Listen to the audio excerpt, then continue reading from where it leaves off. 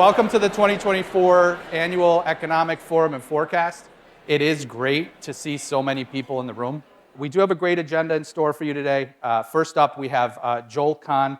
Joel is the Chief Deputy Economist for the Mortgage Bankers Association. And some of you may recognize him from last year. He did speak at our event last year. Joel, hopefully you brought your crystal ball with you, so we'll all leave this room knowing exactly when rates will be back at 5%. After Joel, Jim Yockel will come up and give us a insight into the 2023 real estate market that was, as well as what we can look forward to in 2024. For those that don't know Jim, Jim is the CEO of the GRAR.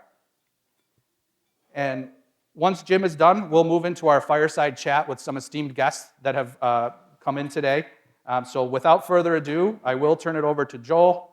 Joel, the audience does have tomatoes at their disposal, so keep those mortgage forecasts low.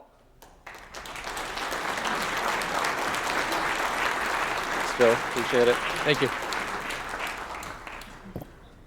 All right, morning. Thanks for bringing me back. It's always, I don't know if it's good or bad, if you want me to come back and correct what I said last year, or do you actually want to hear what I have to say? I'm just kidding.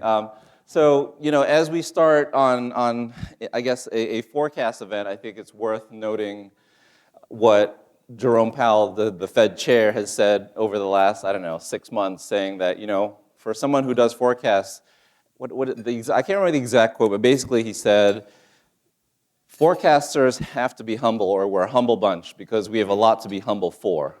In other words, it's hard to get it right. I'm not trying to give you an excuse before I even start, but I think, it's worth, just kind of thinking about the framework of the discussion. So, as you know, I'm going to give you sort of a 20-minute rundown of what we see in the economy, and what we think rates are going to do, what we think mortgage market is going to do. So it is a little bit mortgage focused, but I think really more importantly is kind of the framework behind how we think about a lot of these things. And so hopefully it'll help you as you kind of interpret, our forecasts or someone else's, or even just the financial news that you see every day.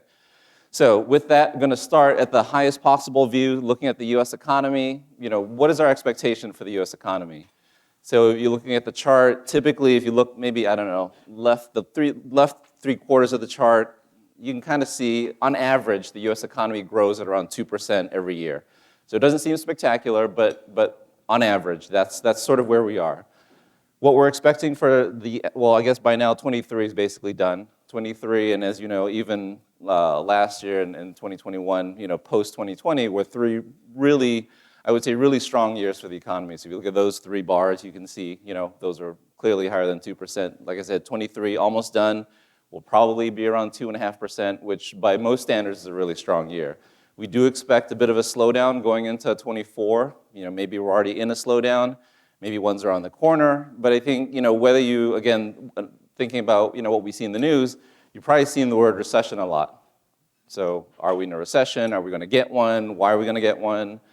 So our baseline is for a short, mild recession first half of the year. But I think, more important than that, it really is to think about why and what we're looking at. So again, we have a baseline, at least some kind of slowdown, right? So we have some kind of slowdown expected. And why is that? Because we have seen, I think, some data out there that are pointing to consumers that seem to be getting to a point where they're overloaded with debt or building up, more credit card debt than we otherwise would have liked. Yes, we keep getting data that consumer spending is great, consumer sentiment is up, but at some point the bill comes due. So we do think that there are a little bit of concerns about, maybe more than a little bit. There are concerns around just the growing amount of credit card debt that's out there, and we all know those APRs are 25, 30% now, right? Consumer credit delinquencies are coming up. So, thinking about that in terms of how it's going to impact the economy is like 2/3 consumer spending, and 2/3 of the overall sort of level of economic activity is consumer spending. The other side of that is really sort of the business side of things, and we have seen some slowdowns there too. A little bit weaker hiring, obviously tighter credit conditions, higher rates. That's all going to kind of play into a slightly slower economy. So this is a little bit busy especially for this early. Hopefully you've had a lot of coffee. So this is inflation. This is maybe the next keyword. Maybe this is the one that you've seen the most, right, in the news. Inflation. What's happening with inflation? So inflation in a nutshell is the average sort of price changes that we're seeing, in any given period, or maybe just think about it on a year-over-year basis. So now, compared to a year ago, how much more am I paying for stuff, right? Highly technical. So on average, whether you look at goods and services, cars, appliances, whatever, what is the rate of inflation for an average sort of, consumer's consumption basket? And so right now, we're looking at about 3.4% year over year across the board. In mid-2022, that was 9.1%, so clearly that was crazy, and now we're at a point where it's less crazy.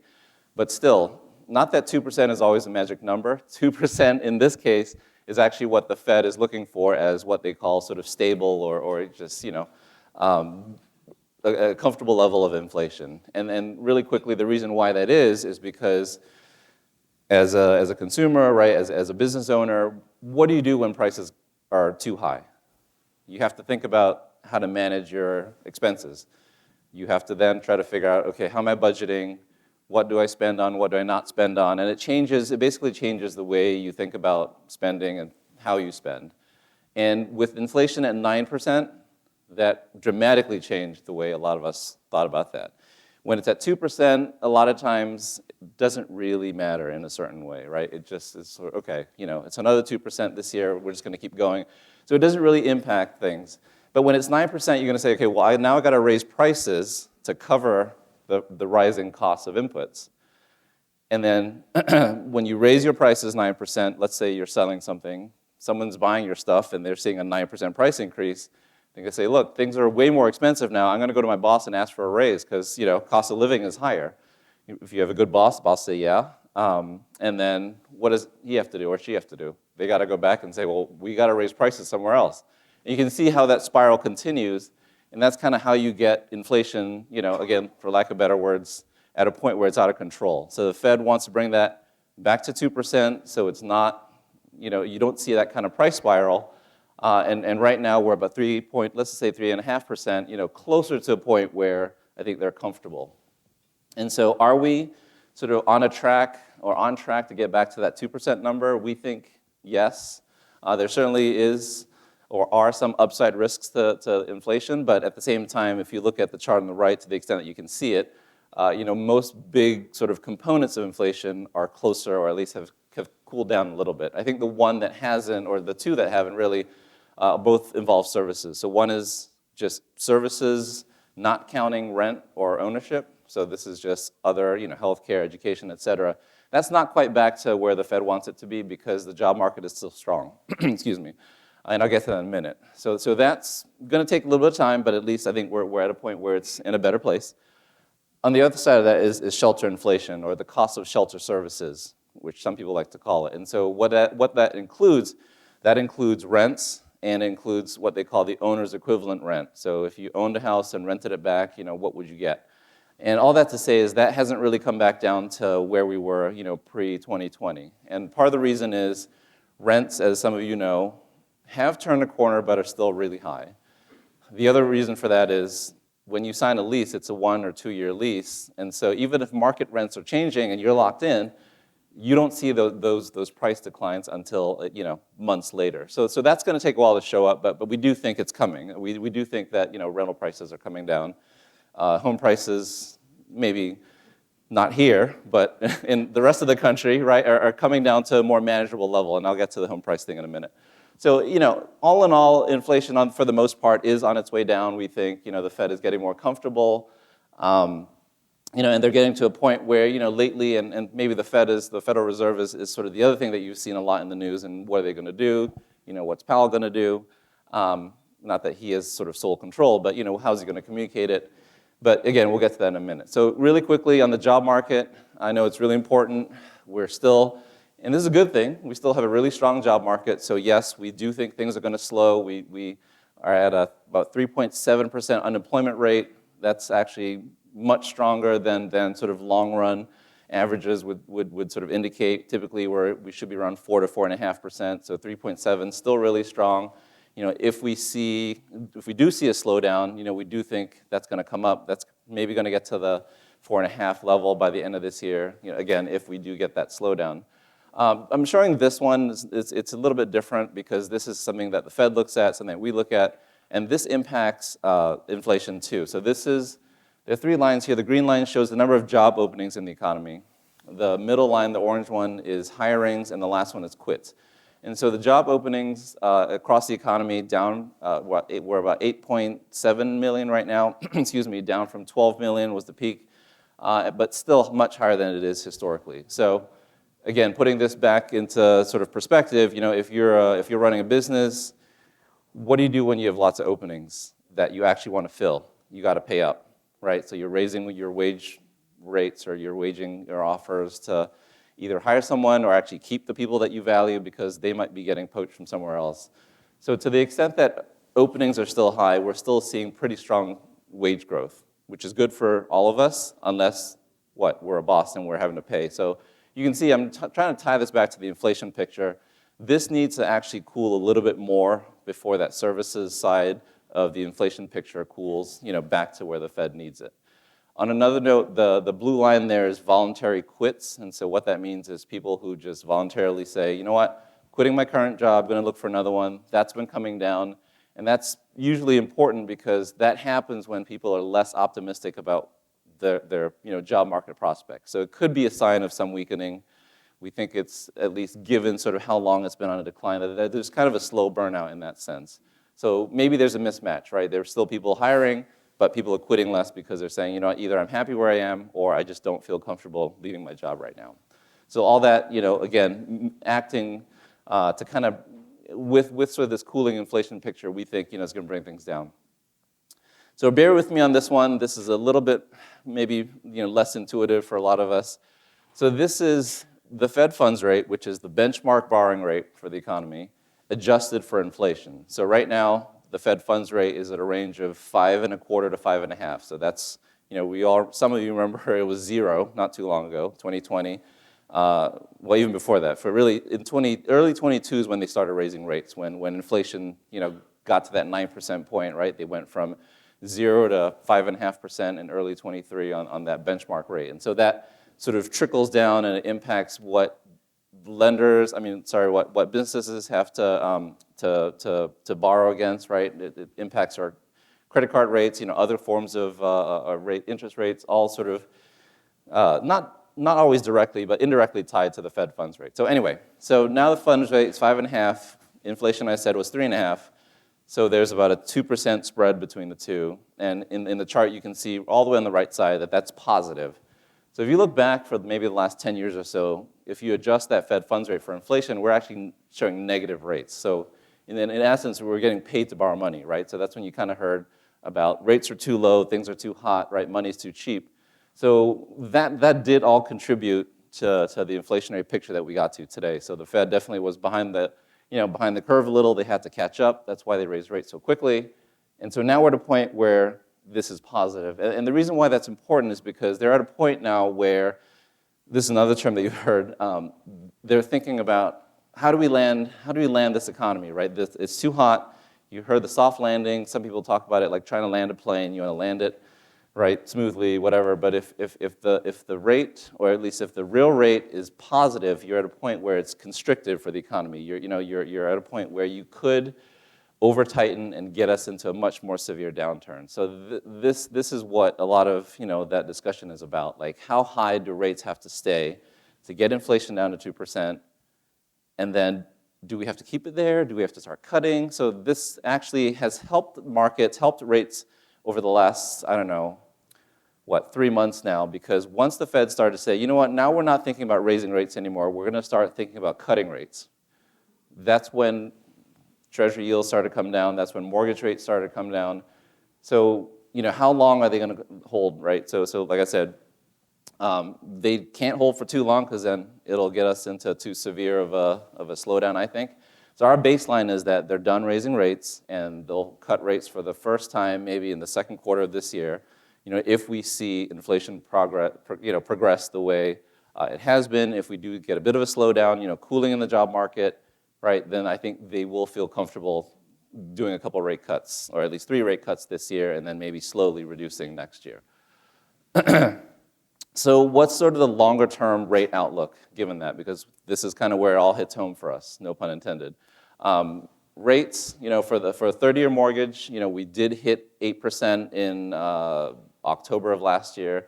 In some cases, maybe more. So the average rates are around, 7.9, high sevens, very high sevens, close to 8. We do expect that to come down because, now that the Fed is thinking about cutting, now that inflation's coming down to a point where, it's more under control, right, and people are not thinking about how high rates could go.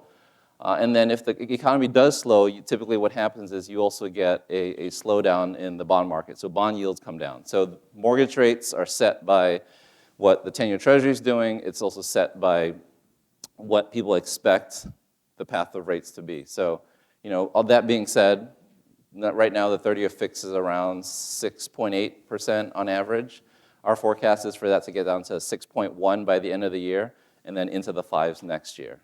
All that is nice to hear, but as many of you know, it's not going to be a straight line from here to 6. It's going to be a little bit bumpy, right? We've seen markets react to, some news on inflation, something on the job market, and you see bond yields go up 20, basis points in the span of a day. So yes, that's kind of the baseline forecast from, like I said, 6.8 to 6.1 between now and the end of the year. But, you might see weeks where it's going to come up, weeks where, it might be actually even higher.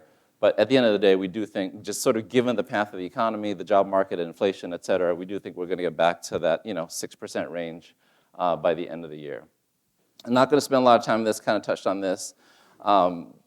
This is, again, one more step, into the weeds, I guess, is that's the difference between the 30-year fixed rate and the 10-year Treasury yield. Because a lot of us watch the 10-year, and today the 10-year is at 4. And historically, if the 10-year is at 4%, the fixed rate mortgage should be about 5.8. So it's 180 basis points, or 1.8 percentage points higher than the 10-year Treasury. But it's not. It's at 6.8, like I said. So we're looking at 280 basis point spread. That's artificially high. But we do think, again, with the Fed's sort of change in stance, with things calming down a little on the inflation side, a little bit less uncertainty in markets, that spread's going to come in. So all that to say is this is one of the drivers why we think rates are going to come down to the 6s or low 6s by the end of the year, is that spread narrowing plus the 10-year coming down. If you have more questions on that, just let me know later because, like I said, don't want to spend too much time torturing you all with that this early. So refis, obviously with rates at almost 8%, we know that we had, 2 years, maybe 2.5 years of rates below 4%, just not a lot of refi activity out there. Cash outs have been an option for a lot of folks, especially given the amount of home equity people have built up. But who wants to give up a 3.5% 30-year fix to cash out where you can, and I would say it's easy, but you can probably get a home equity loan or a consumer loan, HELOC, whatever, so that you can keep your low first mortgage rate, right, and finance things some other way. So refis, even now with rates at around 6.8, we haven't seen a lot of activity. We don't expect that to really come back until rates are in the 5s. On the purchase side, we are still, I guess we're starting to see a pickup now, but what you see here hasn't really started to pick up yet. So the lines show what purchase mortgage applications are doing every year. And this is not adjusted for holidays. So all the dips that you see are all the major holidays, where either lenders are closed or people just aren't thinking about getting a purchase mortgage. But what you see really are the last, 5 years now of purchase applications. And obviously 23 was a rough year. 24 hasn't quite started out quickly, but I will say December, January is tough to really predict. I mean, we're certainly hearing a lot of buzz from lenders. Everyone is here in this room now wanting to know what's happening. This is a time where I think there's still some discovery going on, but we do think that, we're at a point where this is going to pick up a little bit more rapidly. So we know that home purchases, home sales, obviously impacted by rates being really high.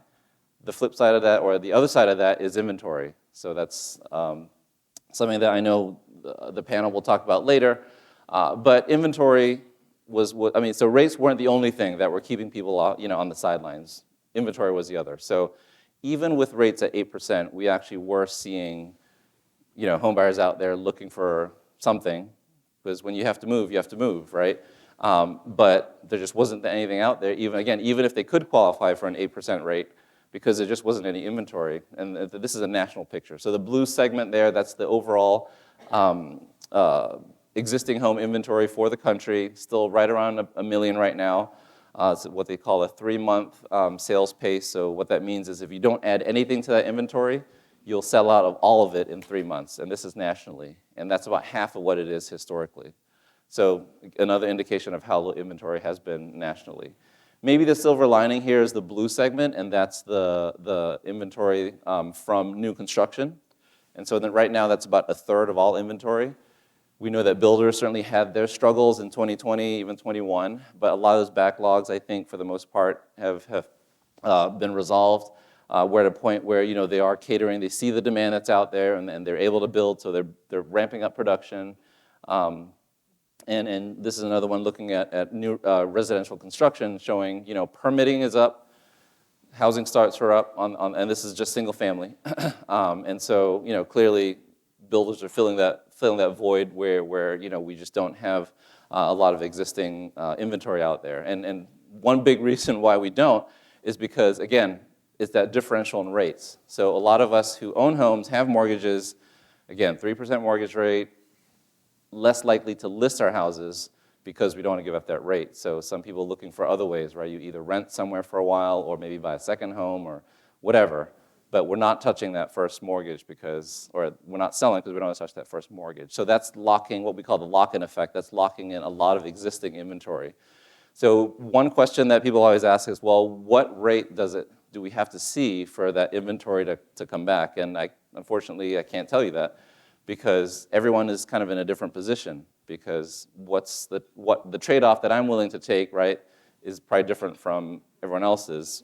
And so whether it's going from a 3% rate to maybe buying at 5% or 6%, it's hard to tell, but clearly, as rates come down, you're going to see more of that inventory come back, because people are going to say, okay, well, now I'm comfortable, right, or now I really have to move, and a 6% rate is much better than 8, et cetera, et cetera. So we do think that if we get to the 5s, you are going to see, just more growth in home sales than what we saw in 2023. So, really quickly, our outlook is for, like I said before, rates to come back down into the 5s. Let's just say next year. Home sales, both new and existing, will grow gradually this year. I think for the start, maybe new construction will be stronger for the first half of this year, just sort of given the inventory picture, given that builders are actually also still offering buy downs. So, that's been another way around, high rates. So, if we get more starts, right, we'll hopefully help more sales, and then rates too will free up inventory, and then also put I would say, a little bit of a damper on some of these price increases that we're still seeing in many places. In terms of what's going to drive demand, because I know we talked a lot about just sort of rates and supply, demographics are still very supportive. So a lot of what's driving that increase that we're seeing is, we have a big cohort of potential homeowners who eventually are going to need somewhere to live. We know not everyone is going to buy, right? We still see lots of sort of combined households, whether it's with parents or friends or whatever. But age typically is a good indicator of homeownership. And I don't know if I showed this last time, but the chart on the left shows we have 50 million people between ages 30 and 40. The NAR has an estimate that the median first-time home buyer is about 36. So we have 50 million, plus minus 5 years from there. Again, huge sort of age cohort. And again, if you look at the chart on the right, yes, the under 35 homeownership rate is only 38%, but when you go from the under 35 to 36 to 44, you can see it goes up to 63%, and then it just gets higher as people get older. So we know that over time, right, there is going to be that growth. It's just a matter of how they'll get there, because clearly it's not affordable given rates, home prices still increasing positively, and then there are other financial issues. We talked about student loan debt. Well, we didn't talk about that. We talked about credit card debt, but there's also student loan debt. But maybe one of the other positives from that is home price growth. It's crazy, or it was crazy in 21. It was, nationally, it was 18%, higher than it was the year before. Some cities, some states were seeing 20, 30% year-over-year gains in home prices. It's back down to about 5.5% right now, which is much more manageable, but still, it's growing at a positive rate. So yes, we had all those quarters, all those years of double-digit price growth. We're still adding 5% on top of that. So for someone trying to get into home buying, it's going to be challenging, but at the same time, we know that rates will help. If we get more inventory, that's going to cool some of this, and also building. So I talked about building that's being ramped up. Building still has to be built, I think, where the demand is. So we would need more affordable units, more starter homes. So if we get that, and we are hearing that there is activity there, you'll see just more housing activity in general. So our forecast is for home prices for the nation to stay positive, low single digits, because of the inventory issue is not going to go away overnight. So even if we get everything falling into place, right, rates coming down to 5% next year, you can't just build, right, 1 million units overnight. And so that's going to take a while. And so that's going to help home prices. Again, people who are in homes, will continue to sort of enjoy that equity, right, give them opportunities to move or even get out of a delinquency because they have equity. So I think that's a positive. All right, so I saw this article in MarketWatch. I think one of you was quoted in it. I don't know who it was, but I'll find out later. Showcasing how great things were for the Rochester area housing market. So I just thought, for anyone who hasn't seen it, the link is there. But unfortunately, it also showed that inventory is really low. And so I went into the FHFA data and I looked at home price growth. That's their all-transaction home price growth for the metro areas, the chart on the right. So comparing Rochester to the other major metros around here, and just that rate of home price growth in the third quarter of 23 was 12%. So I talked about national home prices only at 5.5%, but y'all are seeing 12% home price growth as of Q3. And so whether it's good or bad, I'll let you decide, but it's strong, right? It's obviously it's a good sign, I think, in some ways, but it's going to be challenging for people, I think, in other ways. But either way, that's always a good sign of a hot housing market. Anyway, just thought I'd throw that in there because I thought it was fun to see. I'm not going to spend time on this. This is home equity. For anyone interested, let me know. Most home equity withdrawals have been for debt consolidation and remodeling. I think the remodeling outlook is supposed to kind of bottom out this year, but kind of still stays somewhat strong next year. It also depends on how much people have to renovate before selling, or if they can't sell, are they going to stay in their homes? But if you're interested in home equity, let me know. And so what's the forecast for origination? So for mortgage origination volume, we are expecting about a 23% increase in 24, but that's coming off of a low level, and this is dollar volume. So like I said, home prices are still going up 5.5% nationally, 12% here. So you are going to see sort of that natural strength in dollar volume origination. If you look at units, maybe a little bit more challenging. We're up 17%, but 23 was kind of the bottom. 23 was a pretty horrible year for any lender, and they'll tell you if you're in the room.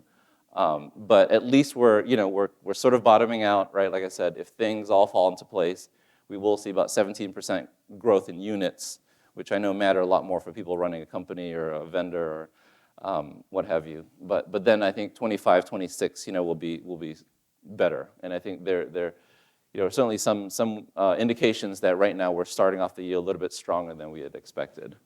Really quickly, delinquencies still very strong. Even if a job market does get some kind of shock, first half of this year or an increasing unemployment rate, home equity growth has given people a lot of opportunities to resolve. So we're not going to see the same kind of issues that we saw in the mid-2000s, and obviously underwriting and borrowing has been a lot more conservative. So people aren't as leveraged as they were back then. So we don't think that, even with some downturn in the economy, we're not going to see a big shock on the performance side. And we know that forbearance worked. We know that forbearance in 2020 through 21 worked for a lot of households. So I think the industry will have many more tools, I think, in the event of a downturn. This one I thought was interesting for anyone who's interested in sort of the technology side of the mortgage process. This is a survey done by Fannie Mae looking at where AI might fit into the industry, because I know everyone talks about AI and machine learning, but everyone's kind of starting a different place. So this just shows that for AI, for mortgage, it's really in sort of the quality control and compliance. Oh no, not compliance, quality control and just efficiency sort of component of the operation. So that's kind of where people are thinking it's going to work. Obviously, it's still expensive, especially at a time now where the market is down. But if you're interested, just thought I'd put this up there because I know stuff like that has come up a lot. With that, I won't recap. I won't just do another recap. But I don't know. Can I take questions now for maybe 1 or 2 questions? Joe, sorry. No, that's okay. Just looking for you on the other side. If anybody does have any questions, please feel free to raise your hand with a card, and someone can go around and grab them from you. Back there.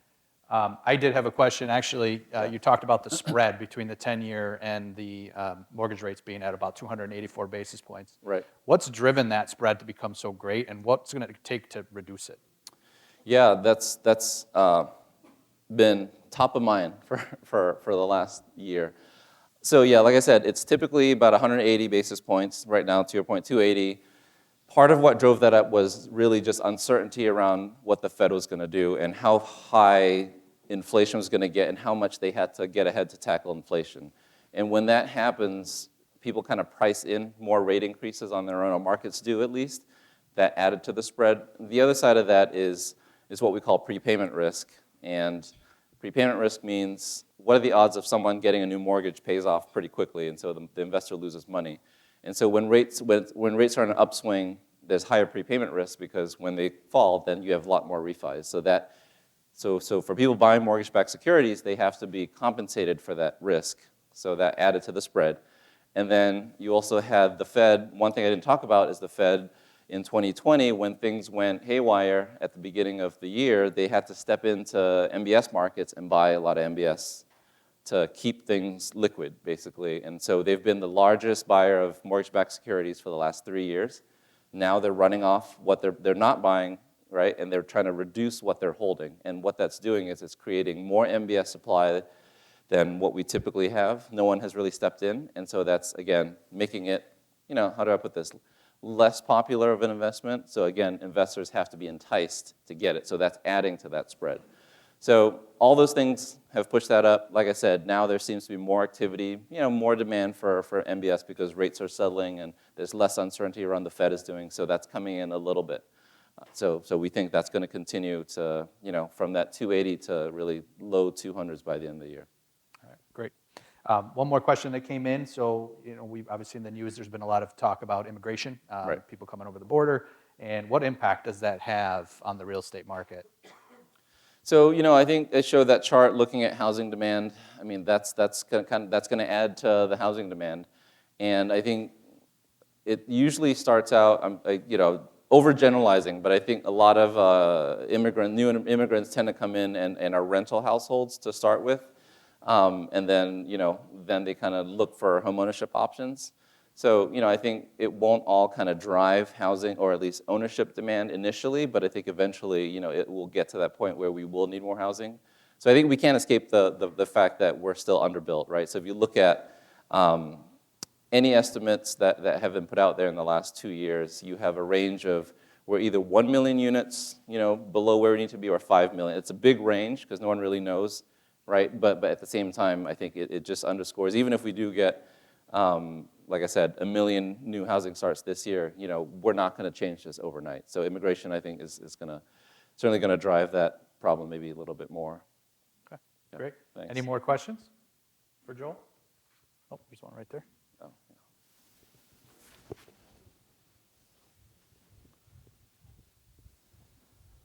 So while he's getting that, the one thing I will say is, all right, we'll the try. one thing I will say is, you can probably pick up on this, like, the bad news tends to bring rates down, but we're not always hoping for bad news. But I think whenever we get good news, good data showing a stronger economy and whatnot, you see rates getting pushed up. So we're kind of at this weird point, I think, of the cycle where the good news is actually bad for rates. But, we don't want to wish, people being out of a job and a higher unemployment rate, right? But that's actually bringing that spread in is bringing rates lower. Sure. All right, and then this question. So the government has, flooded the economy with money over the past few years. Will it take longer than usual to lower the inflation? And I guess I'll piggyback off that as well, right? Yeah. When the Fed started talking, they said 2% is the target, and there was a lot of noise about that kind of being an old target. Does the Fed still see that as a target? And or is there talk of them maybe adjusting that target? Where's that acceptable range? It's a great question. I'll tackle the first one, the second half of that. They've said that they're not going to touch the 2% number, the magic number. We don't, if they've communicated that, we don't see them. We know they have to stay true to their word, right? If not, they lose credibility. The first half of that, I would say yes. We have gotten to a point where the budget deficit is pushing up on just sort of longer term rates. So it is going to be sort of a net negative for just economic growth in general, and for higher rates. So short answer is yes. The amount of deficits that we have now are too high. If you talk to the head of the CBO, I've heard him present a few times right now, and he said even if we put in all the plans that will never get through Congress, we still need at least 10 years to get things under control. That's how big of a deficit we're looking at. So yeah, sorry, I hate to end on that one, but that's what came up. That's okay. All right. All right. Everybody kept their tomatoes in their pockets. All right. Okay, good. All right. All right. And with that, I will call up Jim for the real estate forecast. All right. Thanks, Joel. Thanks. Thanks, Jim. Nice job.